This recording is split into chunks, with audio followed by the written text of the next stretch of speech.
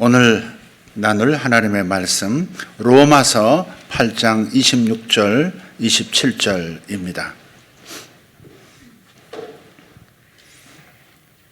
이와 같이 성령께서도 우리의 연약함을 도우시나니 우리가 마땅히 해야 할 방식대로 무엇을 위해 기도할지 알지 못하나 성령께서 말로 할 수 없는 신음으로 친히 우리를 위해 중보하시느니라.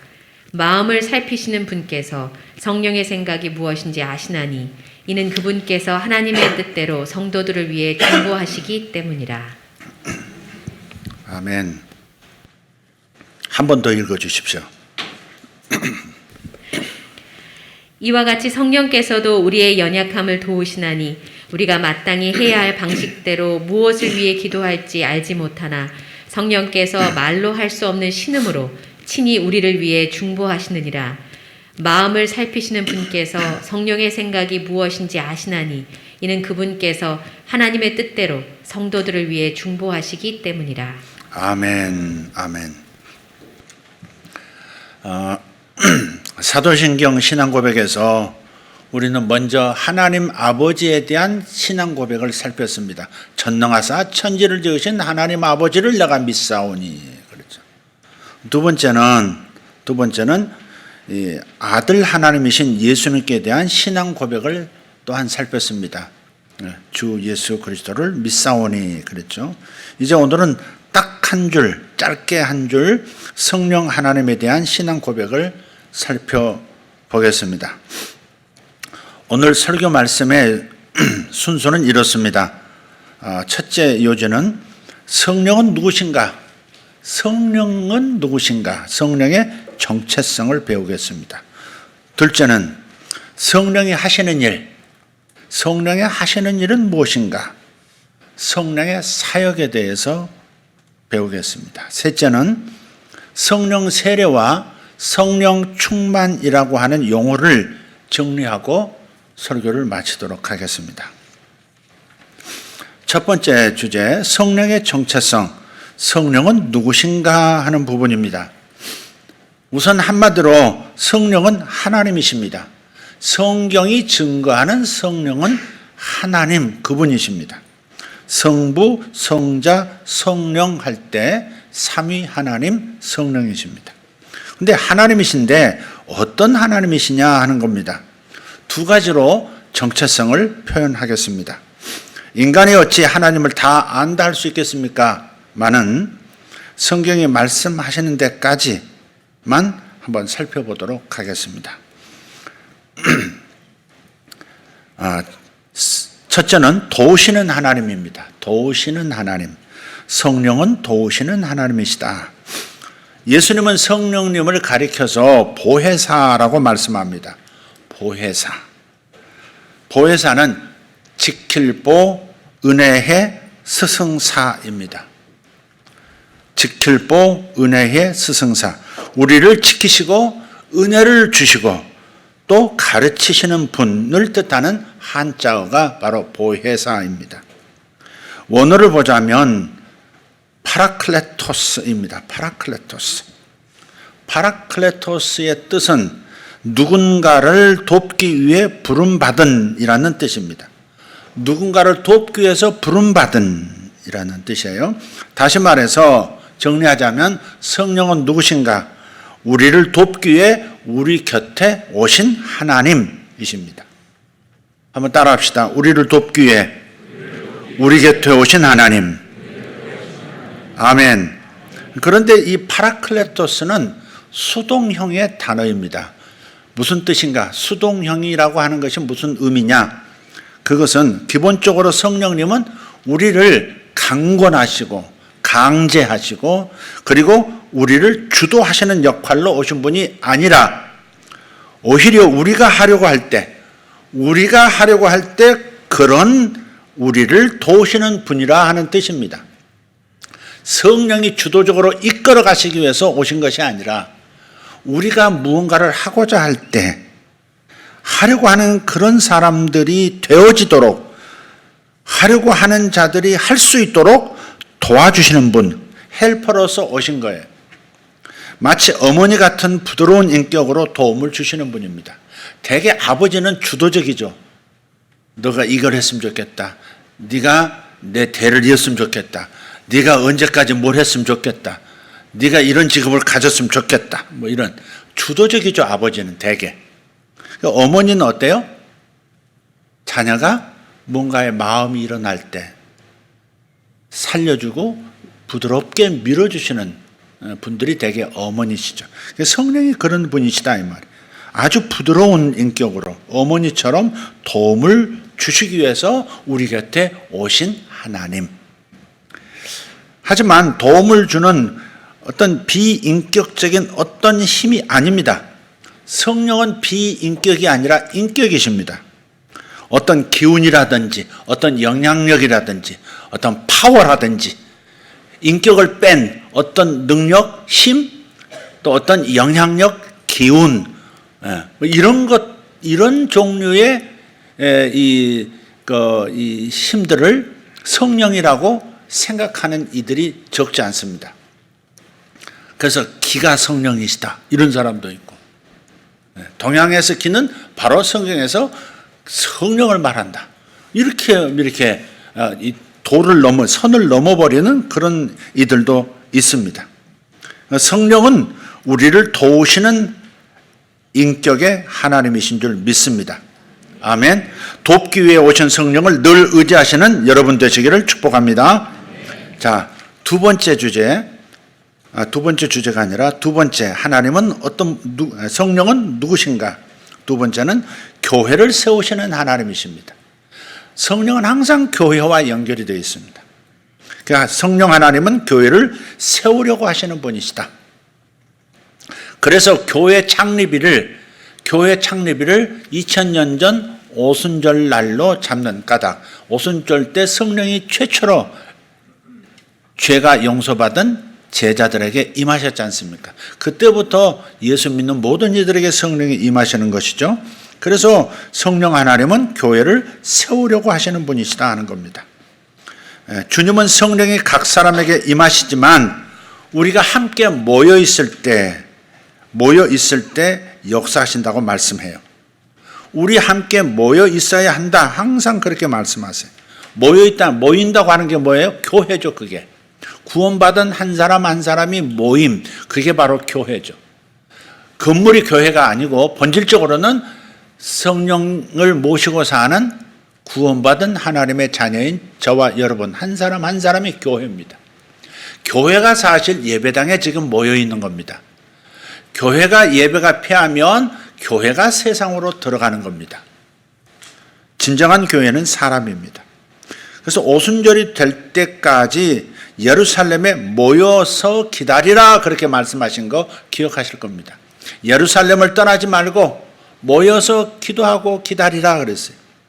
히브리서에서는 모이기를 패하는, 모이기를 그치는 어떤 사람들의 습관, 그거 조심해라 그렇게 말씀하고 있어요. 뭐 굳이 모여야 돼, 굳이 가야 돼 이렇게 말하는 사람들의 생각을 조심하라.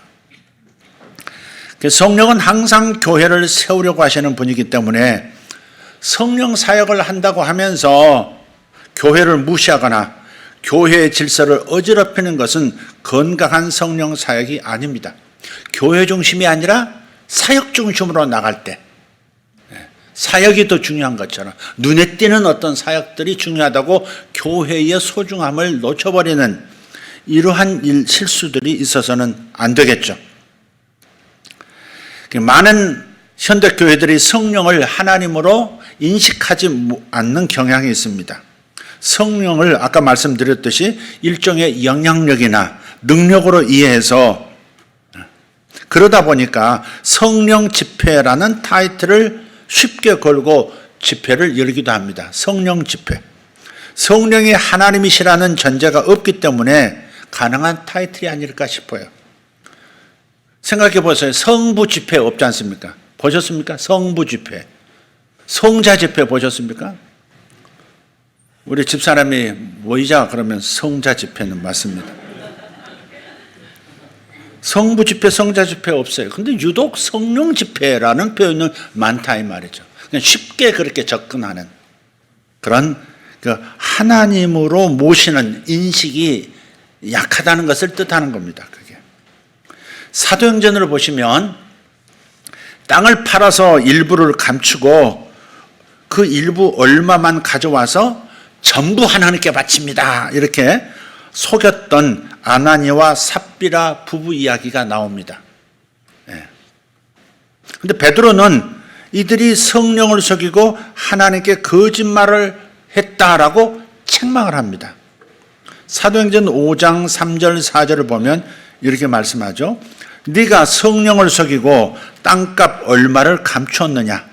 땅이 그대로 있을 때에는 네 땅이 아니며 판 후에도 네 마음대로 할 수 없더냐. 어찌하여 이 일을 내 마음에 두었느냐. 사람에게 거짓말을 한 것이 아니요 하나님께로다 그랬습니다. 이 구절에서는 성령이 곧 하나님이시다 하는 것을 알 수 있습니다. 너희가 성령을 속였다 이렇게 말씀하시고 그 4절에 가서 후반부에 네가 사람에게 거짓말한 것이 아니라 하나님께로다 이렇게 선언하고 그 성령을 속인 하나님을 속인 그 잘못을 책임을 물어서 선포했을 때 그 영혼이 떠나버립니다. 그 자리에서 죽습니다. 초대교회 때는 성령의 임재가 굉장히 강했기 때문에 작은 그런 이 신성 모독 같은 그런 행위에도 이런 일이 발생했죠. 우리에게 그런 일이 일어나지 않는다는 것은 그만큼 성령의 임재가 강하지 않다 하는 증거일 수도 있습니다. 그리고 성령은 교회를 세우려고 하시는 분인데 저들은 자기를 세우려고 한 거예요. 나도 이만큼 하나님께 드리는 사람이야 이런 거. 사실은 바나바라고 하는 초대교회 참 경건한 평신도가 자기의 땅 구부로에 있는 자기 땅을 다 팔아서 교회에 내어놓고 필요에 따라 쓰도록 헌신을 그렇게 했습니다. 희생을 했습니다. 그리고 칭찬을 많이 받았죠. 사도들의 눈에 들었지 않겠어요? 그러니까 자신들도 뭔가 이렇게 좀 드러나고 싶은 자기를 세우고 싶은 마음에서 시작한 일인데 땅을 다 팔아서 그냥 일부만 하면 이거 일부 드립니다. 이렇게 하면 될 텐데 전부입니다라고 이렇게 전부 헌신한 것처럼 그렇게 속였다는 거죠. 사람을 속인다고 속였는데 사실은 성령 하나님을 속인 셈이 돼버렸다 하는 겁니다. 그러니까 자기를 세우는 것은 위험한 겁니다. 교회를 세우려 하지 않고 교회 안에서 자기를 세우려는 자들은 성령께 합당하지 않고 교회에도 합당하지 않는 겁니다. 대신에 자기는 감춰지고 오직 주님만 드러나는 오직 하나님만 영광을 나타내시는 그러한 행위들이 되어야 할 줄 믿습니다. 그래서 교회에서 자기를 세우려고 자기가 인정받고 자기가 높아지기 위해서 목표를 세우는 거 이건 온당치가 않다는 말씀입니다. 자, 첫 번째 주제 성령의 정체성.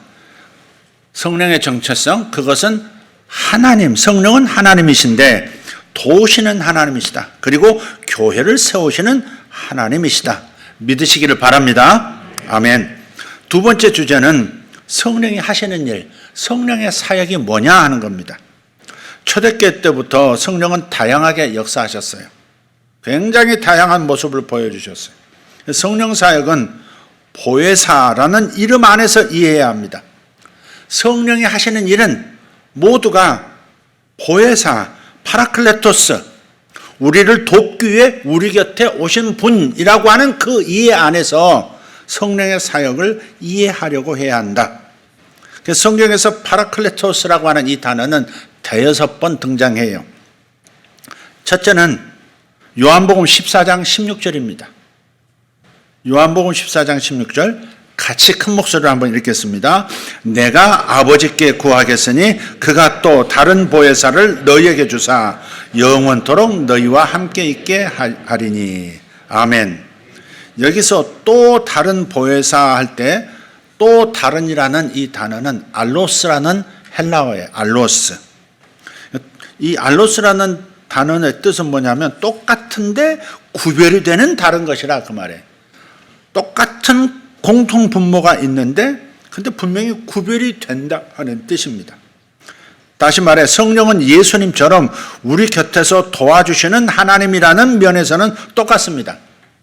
그러나 예수님은 육체로 오셨기 때문에 소수의 이스라엘의 몇몇 사람들 곁에만 계실 수 있었다면 이제 성령은 영으로 오시기 때문에 구원받은 모든 사람들과 함께 계실 수 있는 분이라는 면에서는 알로스, 또 다른 보혜사가 되는 겁니다. 보혜사는 곁에서 돕는 분이라 그랬죠. 예수님도 곁에서 도와주셨어요. 그러나 육체를 가지고 계셨기 때문에 이스라엘의 경내를 벗어나실 수 없었고 이스라엘의 소수의 제자들과만 함께 계시면서 도와주셨던 제한된 역할이셨죠. 그러나 이제 성령으로 예수를 구주로 믿고 영접하는 모든 사람들에게는 성령이 임하셔서 곁에 계셔서 도와주시는 역사가 일어난 줄 믿습니다. 그리고 예수님은 제자들 곁에 머무실 수밖에 없었고 성령은 모든 제자들 속에 거하시는 분이시다. 그래서 성령님을 우리가 더 친근하게 여겨야 하는 겁니다. 예수님은 정말 곁에만 계셨죠. 함께 계셨죠. 그냥 곁에 계셨을 뿐이에요. 그 성령은 우리 안으로까지 들어오시는 분이세요. 사실상 삼위 하나님 중에서 성령 하나님, 이 삼위 성령 하나님께서 가장 우리와 밀접한 관계로 임재 계시는 거예요. 그래서 성령의 성품이 우리 속에 나타나고 열매죠. 성령의 열매. 그분의 능력이 우리를 통해서 나타납니다. 이것은 성령의 은사입니다.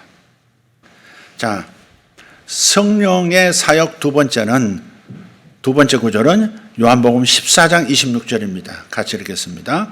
보혜사 곧 아버지께서 내 이름으로 보내실 성령 그가 너희에게 모든 것을 가르치고 내가 너희에게 말한 모든 것을 생각나게 하리라. 아멘. 성령은 진리를 친히 가르치시는 사역을 하세요. 저자 직강. 왜냐하면 성경 66권의 저자가 성령이시니까. 베드로서 1장 20절 21절을 보면 먼저 할 것은 성경의 모든 예언은 사사로이 풀 것이 아니니 예언은 언제든지 사람의 뜻으로 낸 것이 아니요 오직 성령의 감동하심을 받은 사람들이 하나님께 받아서 말한 것이라. 하나님께 받아서 기록한 것이라. 성경의 저자는 성령이시기 때문에 성령이 우리를 가르치시고 진리를 가르쳐 주신다면 그건 저자 직강이라 하는 말이죠.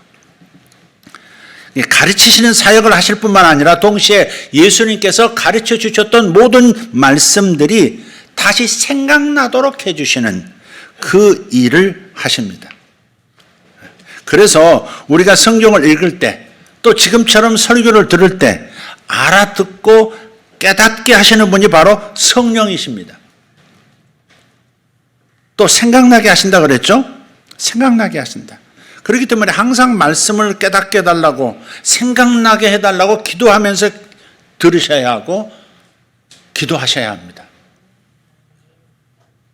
주님 생각나게 해주십시오. 생각나게 해주십시오. 이 문제에 대해서 하나님께서 뭐라고 답을 하셨는지 이 질문에 대해서 이 답답함 속에서 해결책을 성경에서는 뭐라고 가르치셨는지 생각나게 해주십시오. 이렇게 기도하는 거죠. 성령은 생각나게 하시고 또 가르쳐 주세요. 아멘. 성령은 가르치실 뿐 아니라 생각나게 하신다. 그리고 내가 반드시 끌어내야 할 생각을 정확하게 집어서 말씀도 해주세요. 요즘 제가 예언적인 꿈을 꾸는다기보다는 제 자신을 좀 객관화해서 살피고 어느 부분에서 더 성화가 이루어져야 하나 하는 그런 그 주제의 꿈들을 자주 꾸게 되는 것 같아요. 여러분도 마찬가지입니다. 꿈의 제일 목적은 성화라고 말씀을 드렸습니다. 내가 예수님을 더 닮아가는 것. 그게 꿈의 제일 목적이지 내 미래에 어떤 일이 일어날 건가, 어떤 유임이 있을 건가, 뭘 하면 내가 돈을 더 벌 건가, 이걸 가르쳐 주는 것이 꿈의 목적이 아니다. 제일 목적이 아니다. 제3, 제4의 목적은 될 수 있지만 제일의 목적은 내가 변화되는 것이다 하는 거죠. 저도 어젯밤에 잠깐 꿈이 있었습니다. 다 기억나지도 않고 다 설명하기도 어려운 부분인데 꿈이란 게 묘하잖아요. 제가 굉장히 나이 먹은 사람이더라고요, 꿈속에서. 거의 아브라함 수준? 100세 가까운 그런 정말 오늘 내일 할 것 같은 수명이 거의 생명의 불이 거의 꺼져가는 그런 노인이 돼 있더라고요. 근데 노인인 내가 100살에 가까운 그런 늙은 노인이 그 꿈 내용을 보면 그 나이에도 탐욕이 마음에 강하더라고요. 또 하나는 분노가 있어요. 탐욕과 분노가 그 늙은 나의 미래의 내가 그걸 품고 있더라고요. 누군가의 가방을 보니까 달러들이 이렇게 뭉치로 이렇게 있는 거예요. 달러들이 이렇게 접혀가지고 이렇게 뭉치 이렇게 있는 거예요. 근데 그걸 내 것으로 하고 싶은 거예요. 나중에 알고 보니까 위조 달러더라고요. 근데 혹시 몰라 이것이 진짜 달러일 수도 있어. 그러면서 그걸 내 것으로 삼으려고 하는 초한 노인의 모습이 저게 있더라고요. 꿈입니다. 지금 저를 그렇게 나이 먹어서도 있는데 재석이 없겠습니까? 있는 거죠. 그리고 뭔가에 대한 분노가 그 나이에도 분노의 불꽃이 있더라고요. 아침에 일어나서 다른 생각 나지 않지만 너무 꿀꿀한 거예요. 야, 그 나이에도 이런 탐욕으로 가득 차 있고 분노의 불을 식힐 줄 모른다면 이거 어떻게 하면 좋은가? 그런 생각이 들었어요. 필요한 생각들을 성령은 끄집어내세요. 이렇게 나의 모습을, 과거의 모습을 끌어내시던 미래의 어떤 모습을 소환해서라도 성령은 생각나게 하시는, 필요한 생각이 일어나도록 만들어주시는 분이니까 사업에도 성령의 도우심을 받아야 되고 자녀 양육에도 성령의 도우심을 받아야 되고 하나님의 말씀을 듣고 이해하는데도 성령의 도우심이 절대적으로 필요한 겁니다. 이게 두 번째 사역입니다. 세 번째 구절은 요한복음 15장 26절입니다. 크게 읽겠습니다. 내가 아버지께로부터 너희에게 보낼 보혜사 곧 아버지께로부터 나오시는 진리의 성령이 오실 때 그가 나를 증언하실 것이요. 아멘. 네. 증언하시는 사역입니다. 증언하시는 사역. 성령은 예수님을 증거하는 사역을 하시는 분이다 하는 거예요. 그래서 성경은 성령을 예수의 영이라고도 하고 아들의 영이라고도 하고 그리스도의 영이라고도 부르는 거예요. 예수를 증거하시는 영이기 때문에, 예수님을 전적으로 증언하시기 위해서 오신 영이기 때문에 아들의 영, 그리스도의 영, 예수의 영이라 이렇게 표현을 한다 이 말이에요. 예수가 성령이시다 이 말이 아니에요. 성령은 오직 예수를 증언하시기 위해 오셨기 때문에 그래서 예수의 영, 아들의 영, 그리스도의 영이라고 하는 것이지 예수 이퀄 성령이시다 하는 말이 아니다 이 말이에요. 오순절날 성령이 사도들에게 임하셨을 때 사도들은 처음부터 끝까지 예수님만 선포했습니다. 사도행전 2장을 읽어보세요. 임하신 것은 성령인데 전하는 내용은 모두가 성자 예수님 뿐입니다. 누군가 말했듯이 우리는 성령 충만을 바라는데 정작 성령은 예수 충만하신 거예요. 성령은 오직 예수 충만하신 거예요. 예수만 증거하시는. 그래서 우리가 성령 충만하면 예수님을 전할 수밖에 없는 것이에요. 성경은 우리에게 성령 충만을 받으라라고 말씀합니다. 에베소서 5장 18절 말씀 시작. 술 취하지 말라. 이는 방탕한 것이니 오직 성령으로 충만함을 받으라. 아멘. 저는 술을 마시는 사람이 아니기 때문에 술이 받지 않는 사람이기 때문에 술을 좋아하시는 분들의 그 마음을 잘 이해는 못합니다. 그래서 함부로 술 한잔 하시는 것을 제가 폄하하거나 죄로 막 밀어붙이고 싶은 생각은 저는 전혀 없습니다. 그러나 성경은 술 취하지 말라 그랬어요. 술 취하는 것보다 훨씬 더 좋은 것에 취하기를 바란다. 그게 뭐예요? 성령에 취하기를 바란다. 그 말이에요. 술 취하는 것과 성령에 취하는 것이 비슷해요. 사실은. 술 취하면요 담대해지잖아요. 부장님 그러는 거 아닙니다. 뭐 이렇게 나오잖아요. 에? 어? 부인이 술 취하면 이 자식아 너하고 내가 어떻게 살아왔는데 이렇게 나오잖아요. 담대해집니다. 아주 담대해져.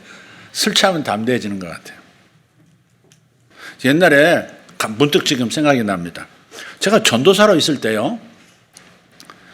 그 교회 예배를 마치고 저녁 이제 주일을 마치고 집에 돌아오려고 오는데 제가 한쪽에 이제 작은 우산을 하나 들고 있었고요. 근데 건너편에서 비척거리면서 웬 청년 하나가 이렇게 오는 겁니다. 근데 대뜸 지나가면서 뭘 봐 이 새끼야 이렇게 나오는 거예요. 죄송합니다. 뭘 봐 이 새끼야 이렇게 나오는 거예요. 근데 그 순간에 이렇게 시비가 이렇게 붙으면 어떡하나 덜컥 나면서도 나도 모르게 무의식적으로 오른손 우산 있잖아. 우산으로 뭐 하는 거야 야.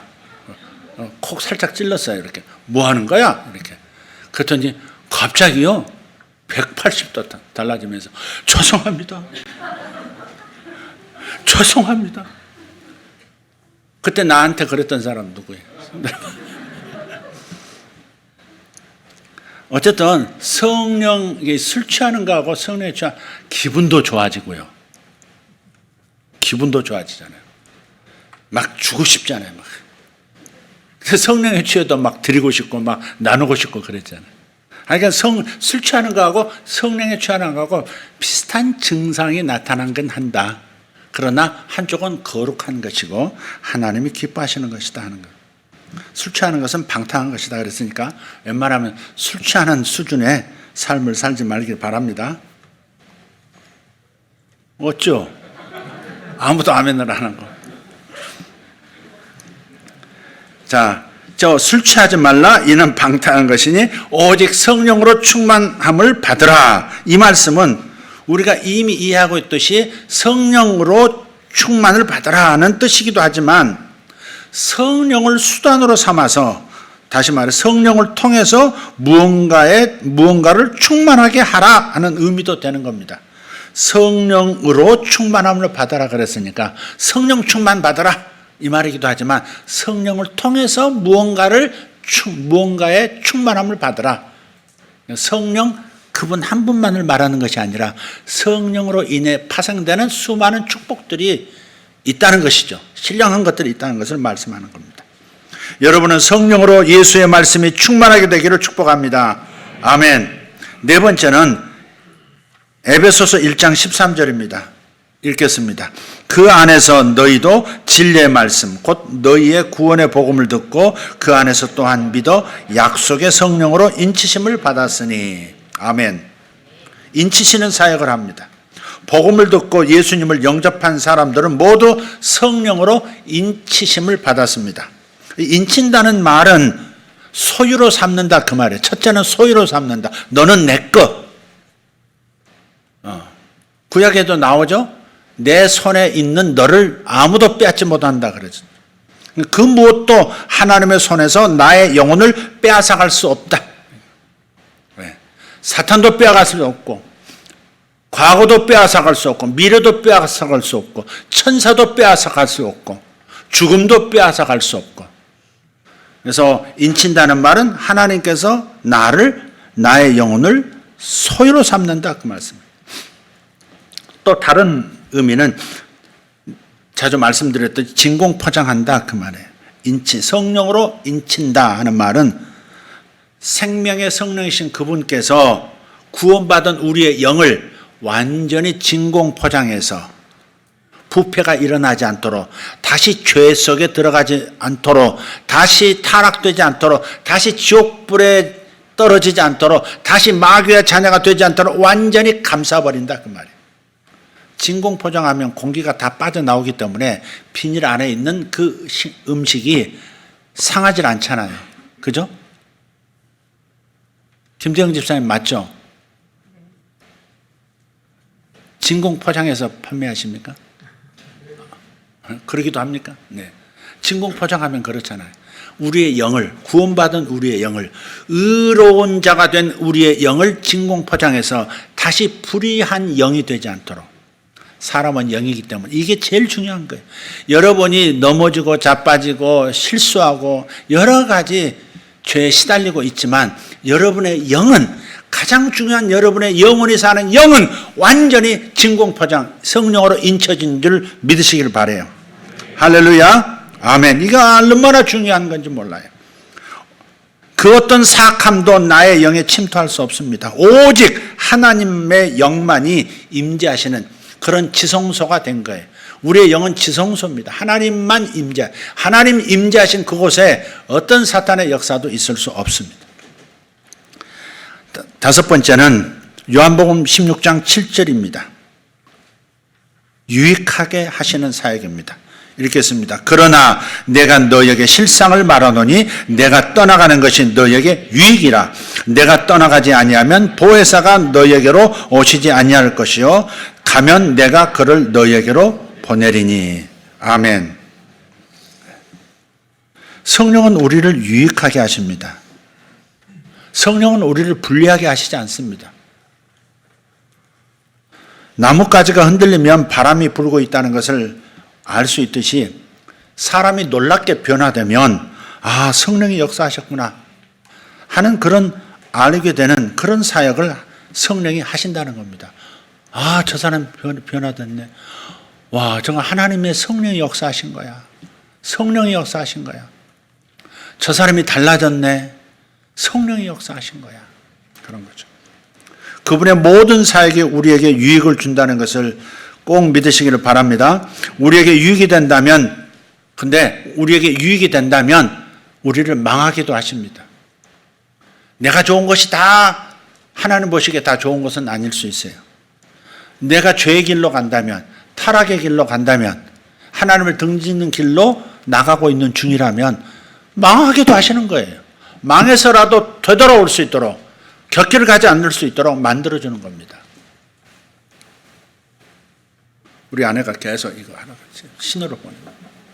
제가 오늘 스프레이를 일부러 안 했는데 자꾸 쳐지죠, 그죠? 우리 사모가 왜 저거 왔다 갔다 하나 했더니 이거 올려라 이거지 지금. 우리 아내만큼 내 용모에 신경을 써주는 여인이 없습니다. 할렐루야. 너무너무 감사합니다. 조혜련 권사님은 차마 나한테 이렇게 하라고 말은 못하고.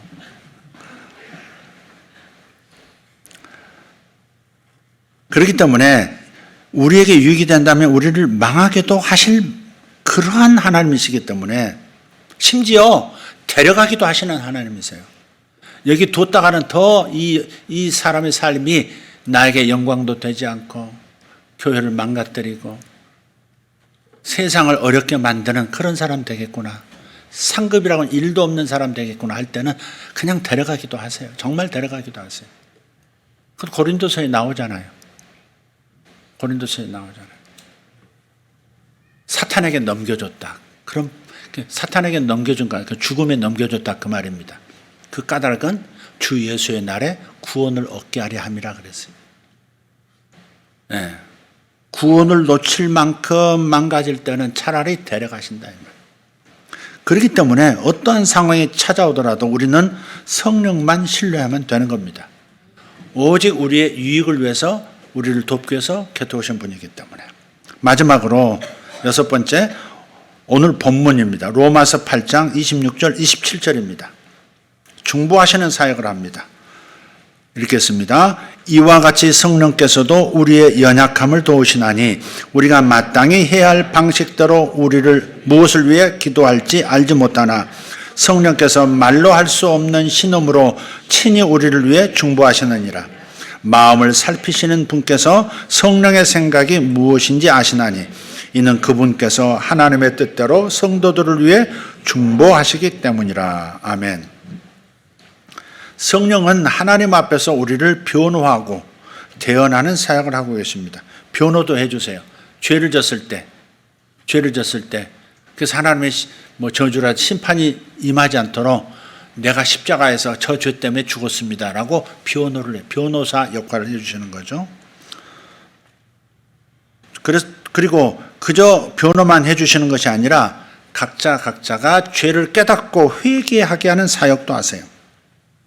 결코 정죄함이 없으니 다시 힘을 내라, 그렇게 응원도 하십니다.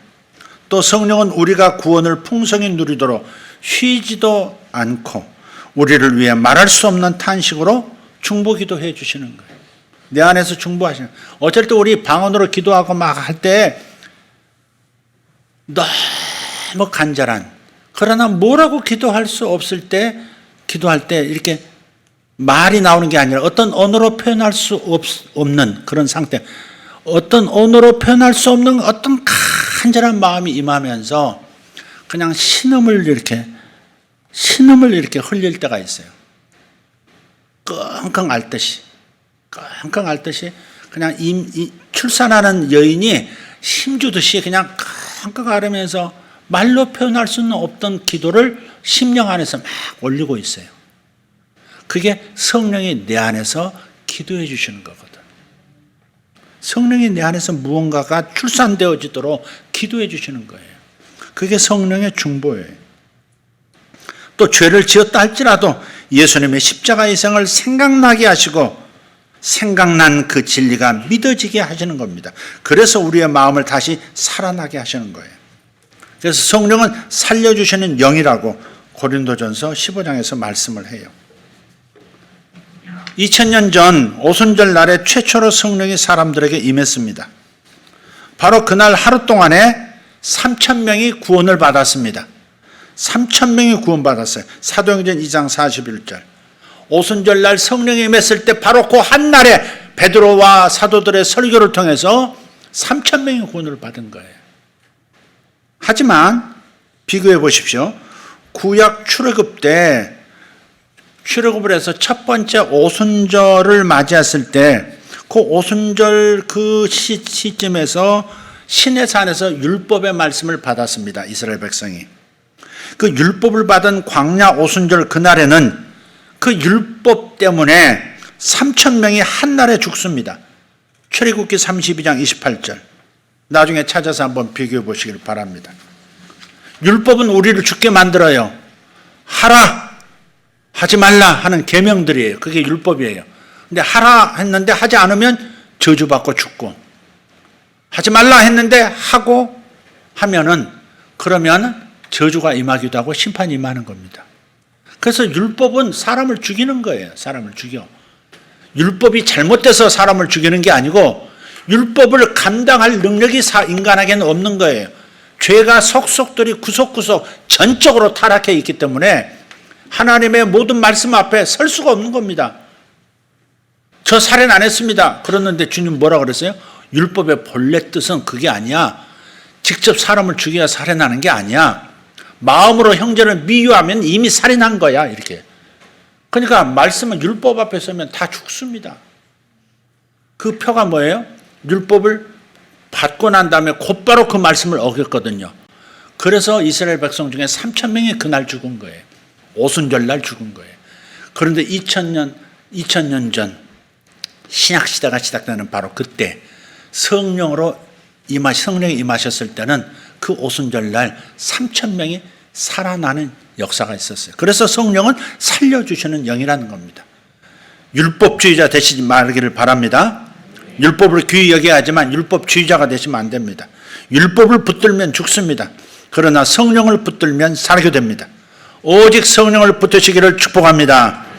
성령이 하시는 사역, 다시 정리하면 이렇습니다. 함께 하시는 사역, 두 번째 가르치시는 사역, 세 번째 증언하시는 사역, 네 번째 인을 치시는 사역, 다섯 번째 유익하게 하시는 사역, 여섯 번째 중보하시는 사역입니다.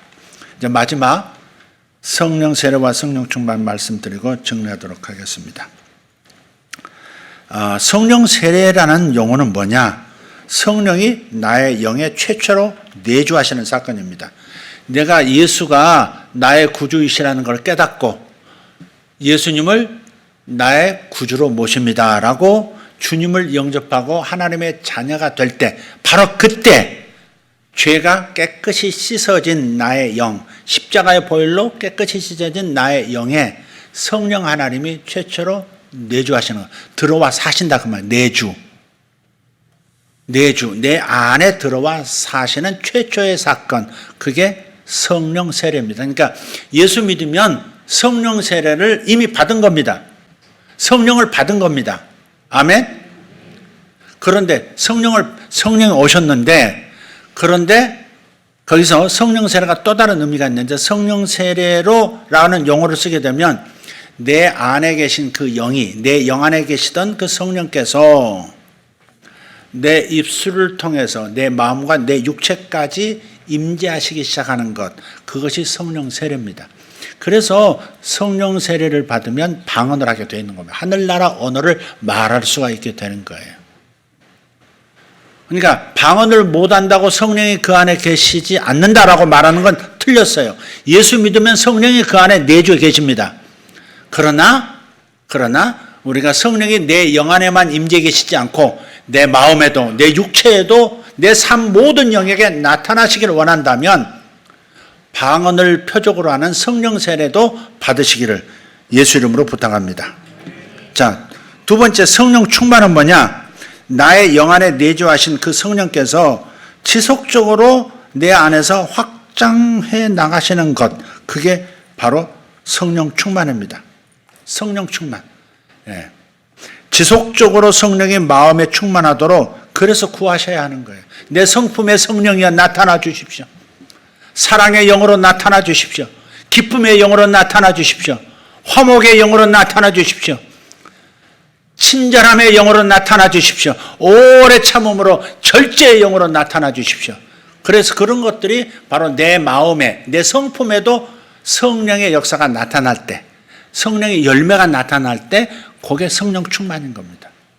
말이 달라지고 얼굴 표정이 달라지고 행동이 거룩해지고 행동이 친절해지고 행동이 열정적이 되어지고 행동이 선한 것을 추구하는 존재로 변화되어지고 이게 다 성령 충만의 결과입니다.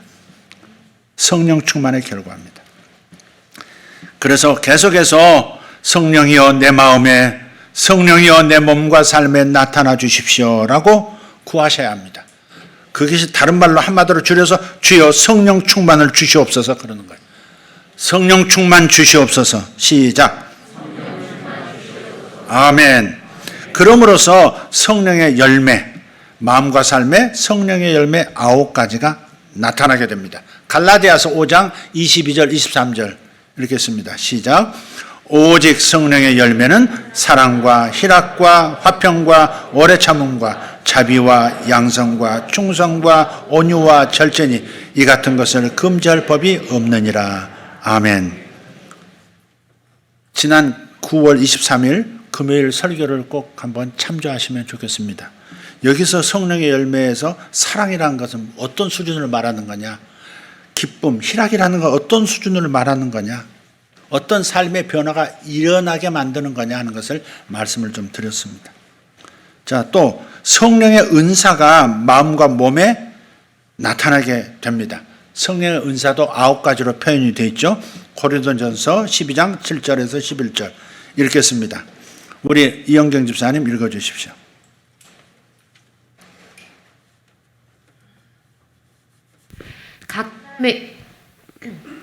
각 사람에게 성령을 나타내심은 유익하게 하려 하심이라.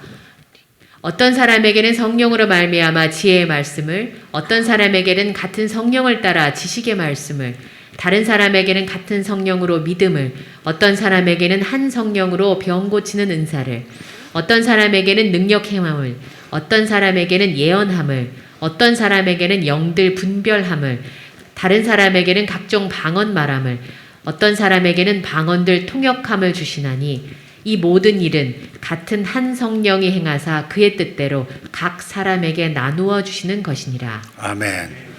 여러분은 어떤 은사를 원하세요? 어떤 은사가 제일 사모가 되세요?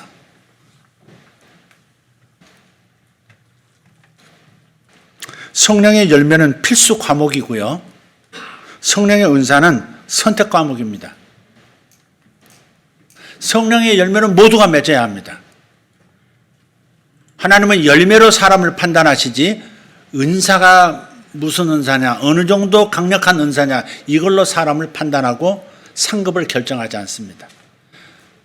그래서 예수님도 말씀하신 열매로 그들을 알지니 그랬어요. 은사가 있다고 그 사람이 하나님께 인정받는 사람이다? 그건 아닙니다.